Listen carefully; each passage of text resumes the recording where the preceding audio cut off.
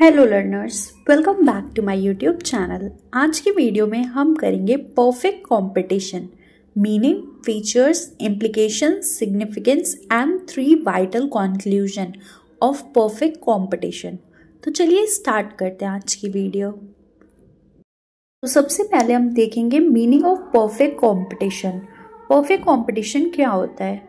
तो perfect competition is said to exist when there is a large number of seller and buyer of a commodity and no individual buyer or seller has any control over its price. Perfect competition क्या होता है? Perfect competition तब होता है जब किसी एक product के बहुत ज़्यादा लार्ज नंबर में सेलर भी हो और बायर भी हो और कोई भी जो इंडिविजुअल बायर या सेलर जो होता है वो उसकी प्राइस को कंट्रोल ना कर सके। जो प्रोडक्ट होता है वो होमोजीनियस होता है, सेम होता है, और जो उसकी प्राइस होती है वो डिटरमाइंड होती है मार्केट की सप्लाई और मार्केट डिमांड फोर्सेस से, ना कि कोई भी बायर या सेलर उसको डिटरमाइन कर सकता है। Next, definition of perfect competition. तो परफेक्ट कंपटीशन क्या होता है? Is a form of the market where there is a large number of buyer and seller of a commodity. Homogeneous product is sold and its price is determined by the forces of supply and demand. An individual buyer or seller has no control over price. तो perfect competition एक ऐसी market की form है जहाँ पे बहुत ज़्यादा large number में बायर और सेलर होते हैं किसी कमोडिटी के, और जो प्रोडक्ट भी जो बेचा जाता है परफेक्ट कंपटीशन में वो होमोजीनियस होता है, सेम होता है, और उसकी प्राइस जो है वो डिटरमाइन की जाती है forces of supply and demand के थ्रू। कोई भी इंडिविजुअल बायर या सेलर का कोई भी कंट्रोल नहीं होता है उसकी प्राइस पे। नेक्स्ट हम देखेंगे features of perfect competition and their implications. अब परफेक्ट कंपटीशन के फीचर्स क्या हैं, कैरेक्टरिस्टिक्स क्या हैं और उनकी इम्प्लीकेशंस क्या हैं। तो परफेक्ट कंपटीशन में सबसे पहले आ जाता है large number of small buyer and seller of a commodity. Perfect competition में क्या होता है? बहुत ज़्यादा large number of small buyers होते हैं और सेलर्स होते हैं किसी भी कमोडिटी के। The number of buyer is so large that the demand of an individual buyer is only a small fraction of the market demand of a commodity. Likewise, the number of seller is so large that the supply of an individual seller या firm is only a small fraction of the market supply. Perfect competition में क्या होता है? जो buyers के जो number होते हैं वो इतने ज़्यादा होते हैं कि जो इंडिविजुअल बायर होता है वो केवल एक छोटा सा एक स्मॉल फ्रैक्शन होता है टोटल जो मार्केट की डिमांड होती है उसका।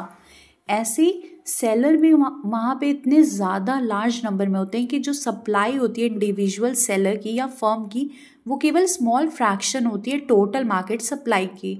इसका मतलब ये है कि no matter demand of an individual buyer increases और decreases, market demand remain unaffected. इसका मतलब ये है कि इससे कोई मतलब नहीं है कि एक इंडिविजुअल बायर की डिमांड बढ़ती है या घटती है, जो मार्केट की डिमांड होगी टोटल मार्केट की डिमांड वो अनएफेक्टेड रहेगी, क्योंकि जो एक बायर है, एक इंडिविजुअल बायर, वो केवल एक स्मॉल फ्रैक्शन है जो कि इफेक्ट नहीं करेगा डिमांड पे। Likewise no matter supply of an individual form increases और decreases, market supply remain unaffected. ऐसे ही इंडिविजुअल फर्म या फिर इंडिविजुअल सेलर की सप्लाई ज़्यादा या कम होने से मतलब नहीं है, इससे टोटल सप्लाई पे फर्क नहीं पड़ेगा। तो when market demand and market supply are not affected, market price is also not affected.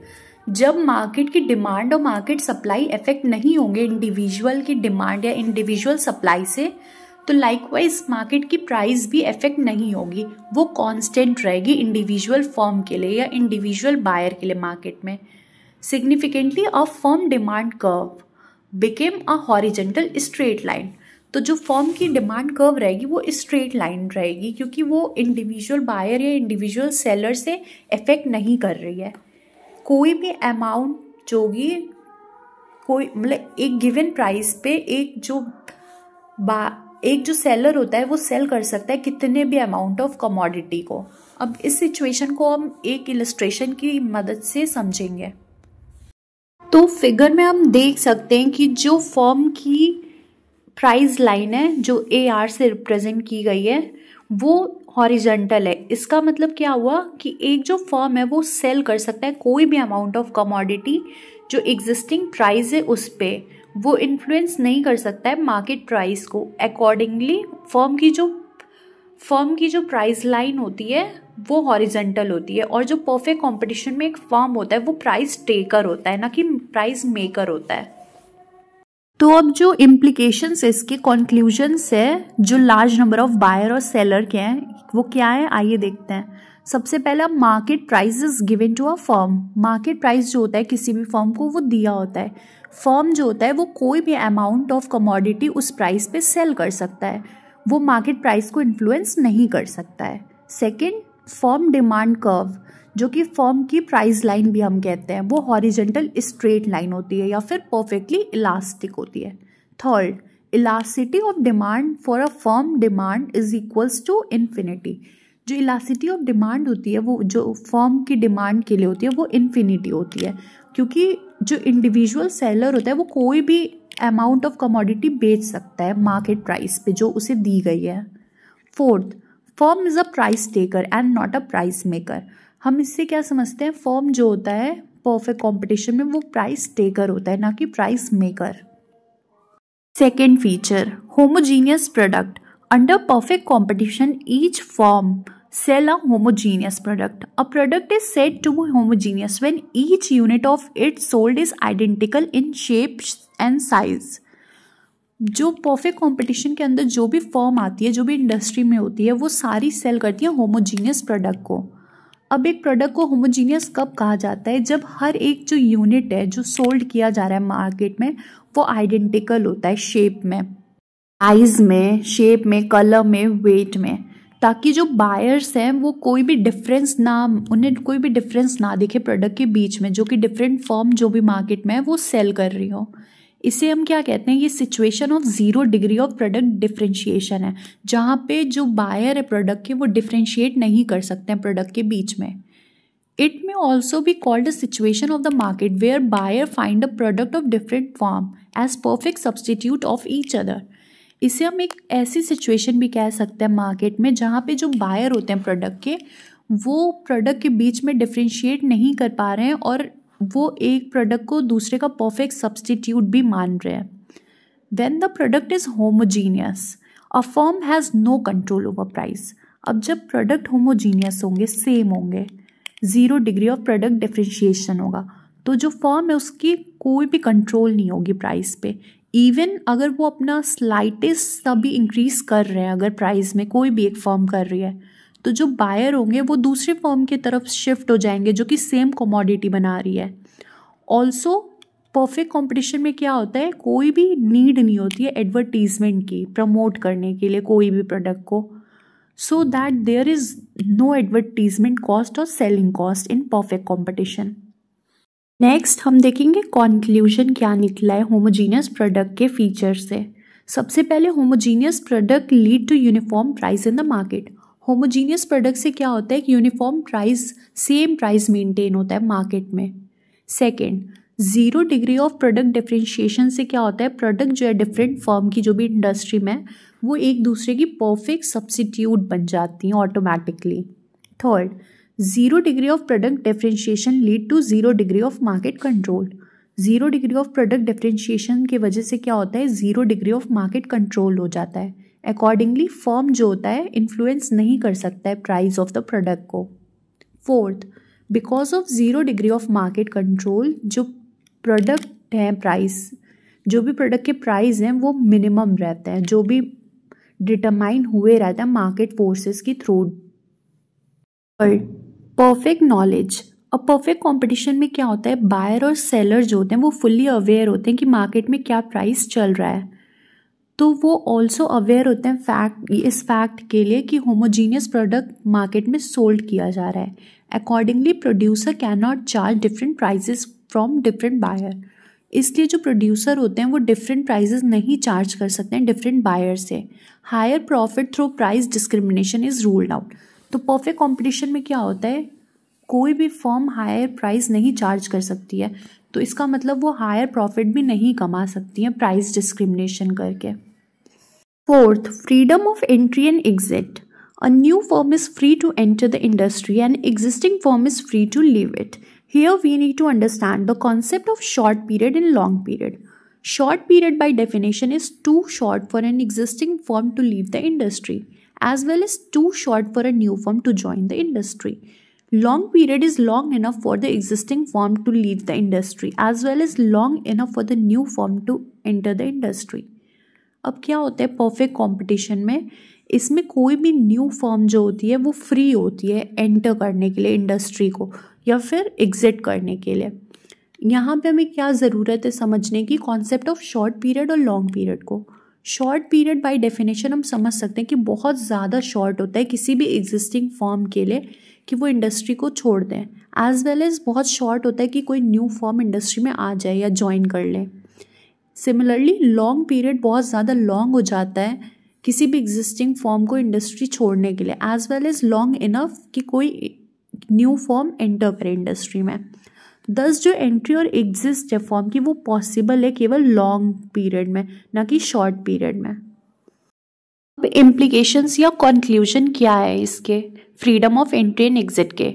तो सबसे पहला, because of free entry and exit, free entry और एग्जिट की वजह से क्या होता है फर्म जो है लॉन्ग रन में केवल नॉर्मल प्रॉफिट अर्न कर पाती हैं, क्योंकि इसमें क्या होता है टोटल रेवेन्यू और टोटल कॉस्ट इक्वल हो जाता है, या फिर एवरेज रेवेन्यू और एवरेज कॉस्ट इक्वल रहता है। अब ये कैसे होता है, in case extra normal profit, अगर मान लीजिए किसी फर्म ने एक्स्ट्रा नॉर्मल प्रॉफिट अर्न कर लिया तो क्या होगा, न्यू फर्म अट्रैक्ट होगी और वो सोचेंगे हम भी कमा लें, इसलिए न्यू फर्म ज्वाइन करेंगे इंडस्ट्री को।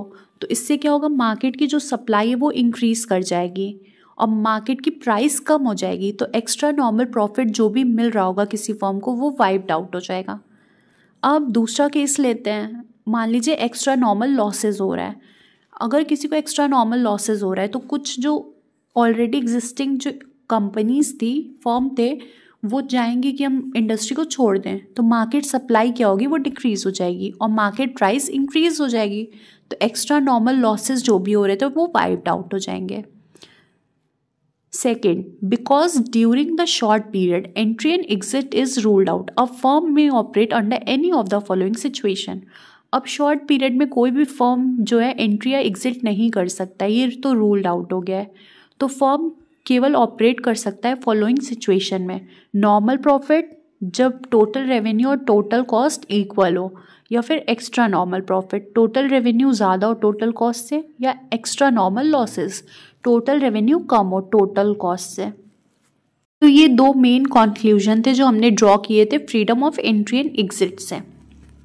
नेक्स्ट फीचर जो है वो है इंडिपेंडेंट डिसीजन मेकिंग। अब परफेक्ट कंपटीशन में क्या होता है, कोई भी टाइप का अग्रीमेंट नहीं होता है किसी भी दो फर्म के बीच में कि हम क्या क्वांटिटी प्रोड्यूस करेंगे या फिर क्या प्राइस चार्ज करेंगे। इन अदर वर्ड्स हम कह सकते हैं फर्म जो होती हैं वो ट्रस्ट या कार्टेल्स यानी कि कोई भी ग्रुप नहीं बनाती हैं। तो अकॉर्डिंगली परफेक्ट कंपटीशन में क्या होता है, ज़्यादा से ज़्यादा आउटपुट होता है और प्राइस मिनिमम होती है। तो इसमें क्या होता है, फर्म का इंडिपेंडेंट डिसीजन मेकिंग होता है। Sixth, perfect mobility. अब जो फैक्टर ऑफ प्रोडक्शन है वो परफेक्टली मोबाइल होते हैं, they will move to that industry where they get higher price. और फैक्टर ऑफ प्रोडक्शन जो भी होते हैं, लेबर और हो गया मशीन्स, ये सब क्या होता है वो परफेक्टली मोबाइल होता है। अब ये वही उसी इंडस्ट्री में काम करना चाहेंगे जहाँ पे उनको हायर प्राइस मिल रहा होगा। Accordingly uniform factor price prevail in the market. Same price इसलिए मतलब उन लोगों का भी सेम रेट चलता रहता है मार्केट में, क्योंकि कोई भी अगर ज़्यादा देगा तो उनके पास चले जाएंगे और फिर उन्हें क्या होगा, लॉस होगा, तो उससे क्या होगा फिर वो भी ज़्यादा देना बंद कर देंगे। तो इससे क्या होता है कि यूनिफॉर्म फैक्टर प्राइस भी मेंटेन रहता है क्योंकि सबको नॉलेज होती है उसकी। Seventh, no extra transport cost. अब buying a commodity from one seller rather than the other does not involve any extra transport cost. These further ensure that any producer is not able to charge higher price for the product. Only one price prevail in the market. अब अगर कोई भी commodity एक seller से खरीद रहे हैं ना कि दूसरे सेलर के बजाय, तो इसका मतलब ये नहीं है कि वो इन्वॉल्व करेगा एक्स्ट्रा ट्रांसपोर्ट कॉस्ट। इससे ये इंश्योर होता है कि प्रोड्यूसर सेम ही प्राइस चार्ज कर सकते हैं, हायर प्राइस नहीं चार्ज कर सकते प्रोडक्ट के लिए, केवल एक ही प्राइस मार्केट में प्रिवेल होगा, चलेगा। नेक्स्ट हम देखेंगे 3 vital conclusions.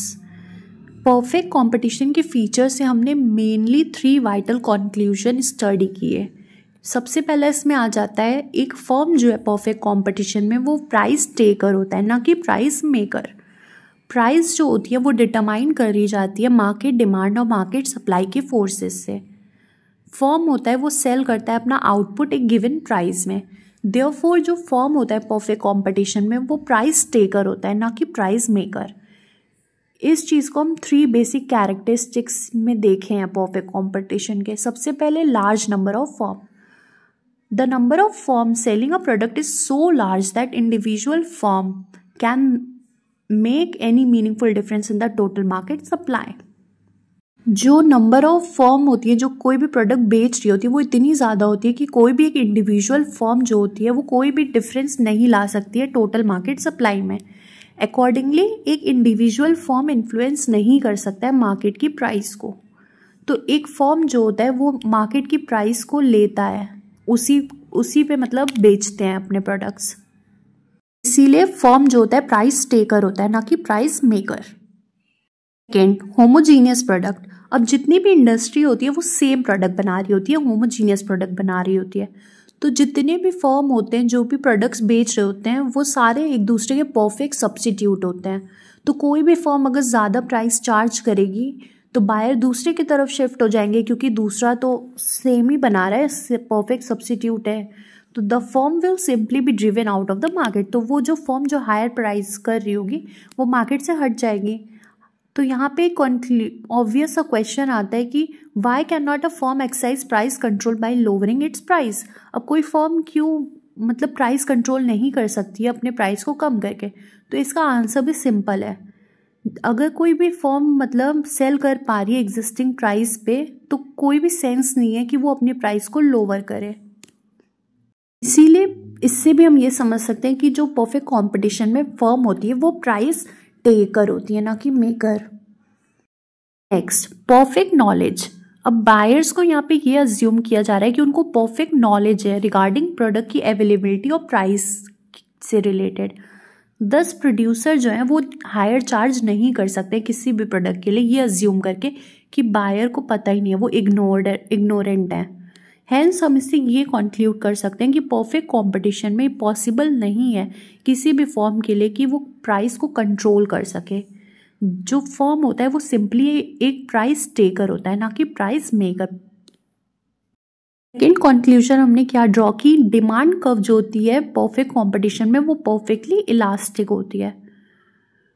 Perfectly elastic demand curve imply that the elasticity of demand for the firm product is equals to infinity.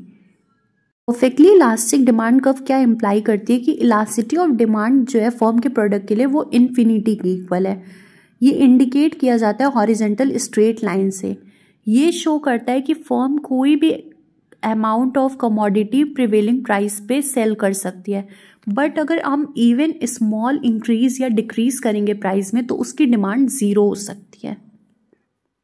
जैसा कि हम ग्राफ में भी देख सकते हैं, जो प्राइस है वो हॉरिजेंटल स्ट्रेट लाइन पीपी से डिनोट किया गया है। इसका मतलब क्या है, elasticity of demand is equals to infinity है परफेक्ट कंपटीशन में। मतलब कितनी भी क्वांटिटी बेच सकता है at a prevailing market price पे।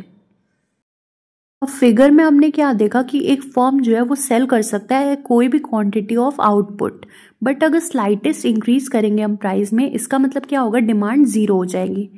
तो एक परफेक्टली इलास्टिक डिमांड कर्व का मतलब क्या होता है, ये इंडिकेट करती है कि जो फर्म का है वो फर्म का कोई भी कंट्रोल नहीं होता है प्राइस के ऊपर। A firm under perfect competition earn only normal profits in the long run. अब जो फर्म है परफेक्ट कंपटीशन में वो केवल नॉर्मल प्रॉफिट अर्न करती है, वो भी लॉन्ग रन में। This is owing to the fact that there is freedom of entry and exist under perfect competition. In situation of extra normal profit, new firm will join the industry. Consequently, market supply will increase, market price will fall. अब ये किस fact पे हम कह रहे हैं, क्योंकि perfect competition में क्या होता है, मार्केट में फ्रीडम होती है एंट्री या एग्जिट की किसी भी न्यू फर्म के। तो अगर किसी भी फर्म को एक्स्ट्रा नॉर्मल प्रॉफिट हो रहा है तो न्यू फर्म क्या चाहेंगी कि हम भी ज्वाइन करें इंडस्ट्री को, हम भी प्रॉफिट कमाएं। तो इससे क्या होगा, बहुत सारी न्यू फर्म ज्वाइन करेंगी मार्केट को, और कॉन्सिक्वेंटली क्या होगा, मार्केट सप्लाई इंक्रीज हो जाएगी और मार्केट प्राइस फॉल कर जाएगी। सिमिलरली अगर एक्स्ट्रा नॉर्मल प्रॉफिट होगा, मतलब एक्स्ट्रा नॉर्मल प्रॉफिट जो भी हो रहा होगा वो वाइप्ड आउट हो जाएगा। अब सिमिलरली एक्स्ट्रा नॉर्मल लॉसेस के केस में क्या होगा, जब बहुत सारे फर्म को लॉसेस होने लगेंगे तो क्या चाहेंगे, कुछ फर्म लीव कर देंगे इंडस्ट्री को। इससे क्या होगा, मार्केट की जो सप्लाई होगी वो गिर जाएगी, तो मार्केट की जो प्राइस होगी वो राइज कर जाएगी, तो जो भी एक्स्ट्रा नॉर्मल लॉसेस थे वो डिसअपियर हो जाएंगे। आई होप आपको वीडियो पसंद आया हो। अगर वीडियो पसंद आया तो do like, subscribe, share and comment. Thanks for watching. Follow for more.